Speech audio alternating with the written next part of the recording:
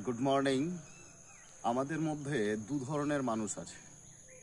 এক ধরনের মানুষ যারা প্রোঅ্যাক্টিভ চিন্তা ভাবনা করে, আর এক ধরনের মানুষ যারা রিঅ্যাক্টিভ চিন্তা ভাবনা করে। যেমন ধরুন, এই যে এই রাস্তাটা দেখুন খারাপ হয়ে গেছে। এখন যে অবস্থায় খারাপ হয়েছে, এই অবস্থার আমরা যদি রাস্তাটাকে সারিয়ে নিই, তাহলে কিন্তু এখানে বড় দুর্ঘটনা হওয়ার সম্ভাবনা কম। এবার যারা প্রোঅ্যাক্টিভ থিঙ্কার তারা কিন্তু এই সময় রাস্তাটা সারিয়ে নেবে, কিন্তু যারা রিঅ্যাক্টিভ থিঙ্কার তারা কি করবে, এই রাস্তা ঠিক আছে চলে তো যাচ্ছে, এবারে এখানে কোনো দুর্ঘটনা হওয়ার পরে যখনই কোনো বিপদ হবে তারপরেই রাস্তা সারানোর তোড়জোড় শুরু করবে। সেই রকমভাবে এসএলএসটি পরীক্ষাকে কেন্দ্র করে আমরা দেখতে পাচ্ছি দু ধরনের চিন্তাভাবনার পরীক্ষার্থী রয়েছে। একদল পরীক্ষার্থী হচ্ছে প্রোঅ্যাক্টিভ থিঙ্কার পরীক্ষার্থী, আর একদল পরীক্ষার্থী হচ্ছে রিঅ্যাক্টিভ থিঙ্কার পরীক্ষার্থী। এবার এই রিঅ্যাক্টিভ আর প্রোঅ্যাক্টিভ থিঙ্কারদের মধ্যে পার্থক্যটা কি হচ্ছে?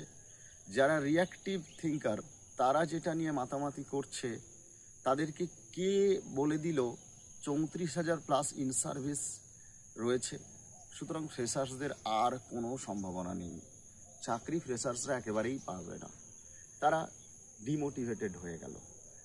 আর একদল প্রোঅ্যাক্টিভ থিঙ্কাররা তারা ভাবলো কি, না আমি পরীক্ষা দিয়েছি, আমি প্রস্তুতি নিয়েছি, আর কিছুদিন আমি প্রিপারেশন নেব, তাতে যা হওয়ার হবে।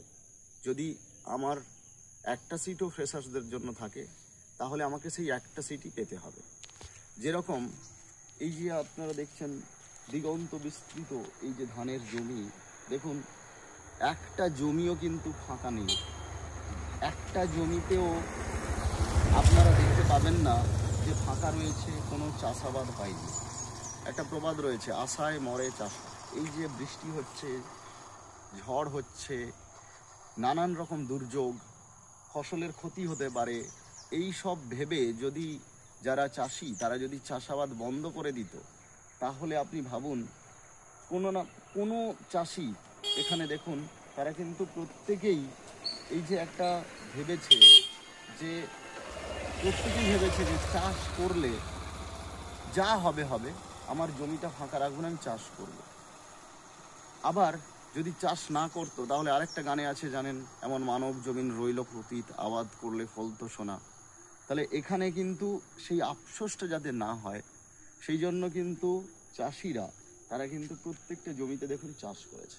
সুতরাং আপনাকে এই সময় এই চাষি